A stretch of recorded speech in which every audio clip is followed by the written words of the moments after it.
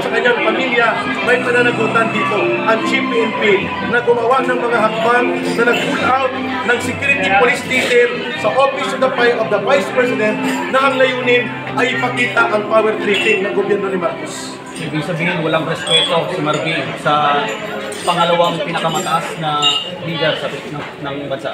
Tama at napakadelikado yan.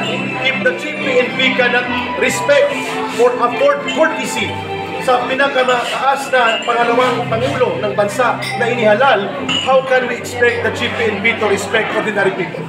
That's the message of the letter of the Vice President. At yan exactly yung binanggit niya kung paano sinaktan ng mga pulis, ang mga kabataan, kababaihan at katutubo, at mga unarmed civilians, at mga workers and religious missionary ng Kingdom of Jesus Christ. Exactly how the Vice President described sa kanilang mga tapang-tapangan na pag-atake laban kay Pastor Kibuloy na hindi pa convicted. At hindi akusado pa lang kung tratuhin nila parang sobra pa sa terorista. And that's the message that the Vice President right now is saying sa kanyang letter.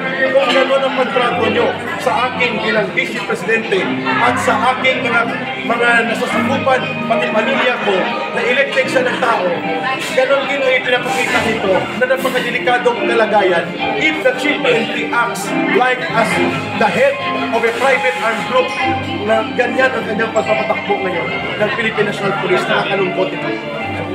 Hindi ito gagawin ni Marbil kung walang basbas sa taas.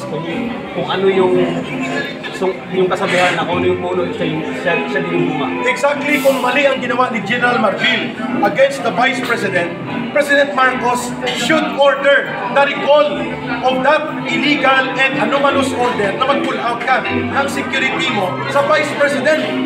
Paintindihan natin kung ang ginawa niya nito, barangay tanod, barangay captain o barangay kagawad, highest official of the land, threatened by the communist terrorist group na patayin at i-ambush at gawa ng masama.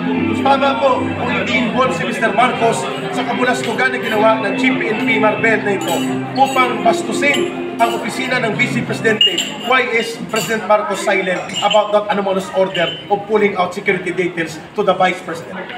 Sa panahon ni former President Duterte, tinataas yung antas ng mga kapulisan, nire-respeto.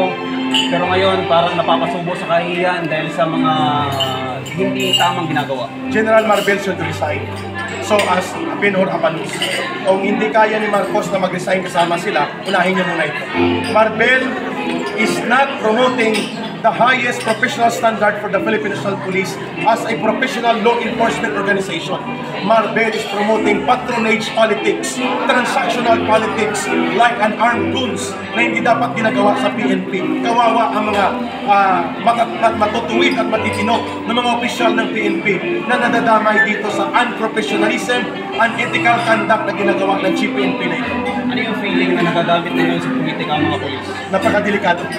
That is a dangerous sign that the Vice President would like to convey sa kanyang sulat. Kaya open letter yun eh.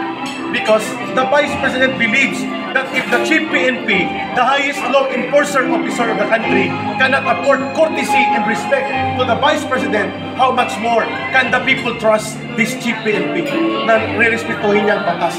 Tinawag siya ni Vice President, hindi ka Diyos, kaya maghunos dili ka sa iyong mga ginagawa. Yun ay warning. Ibig sabihin, hindi nirerespeto ni Marbil ang pangingibabaw ng civilian authority. Bagamat civilian in nature ng organisasyon ng PNP, the authority of civilian authority, kagaya ng Vice President, is mas mataas kaysa kanya. It should be clear that way. Lasa ng Sir sa EDCA-sites, hindi ba kabastusan para sa mga Pilipino yung biglang pagdami ng mga EDCA-sites na hindi naman kinukonsulta sa public? Tama, hindi lang kabastusan, pagtataksil. Malinaw na pagtataksil ng gobyerno ni Marcos na palaganapin ang mga base militar ng Amerika sa loob ng mga kampo militar sa Pilipinas without passing through the consultative public opinion and approval of Senate. Ito ay circumvention ng konstitusyon at malinaw na yan ay mga paglabag na hindi dapat pinapabayaan ng mamamayan. Pagtataksil yan sa soberanya at integridad ng ating bansa. Malinaw na niluluto ng Amerika yung giyera gamit yung tayo, mga Pilipino, lugar natin, ang Pilipinas.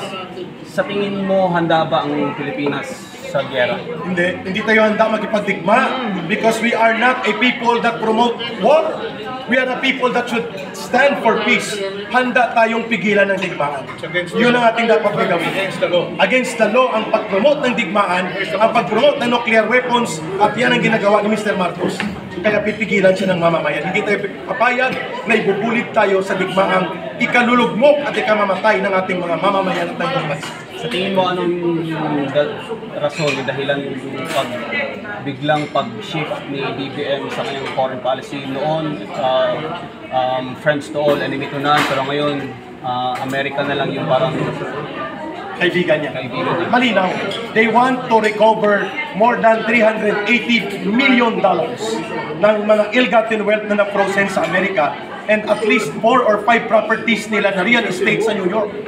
By the hundreds of millions din ito.